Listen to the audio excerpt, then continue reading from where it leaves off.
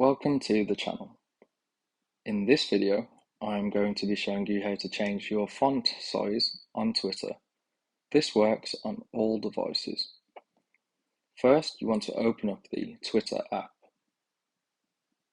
Once Twitter is open, you want to click on your profile at the top left of the screen. Now, you want to open up Settings and Privacy, the option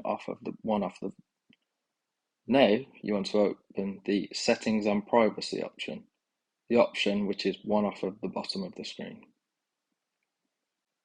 Once here, you want to click on Accessibility, Display and Languages, one option off of the bottom. Now you want to click on Display and Sound, the second option.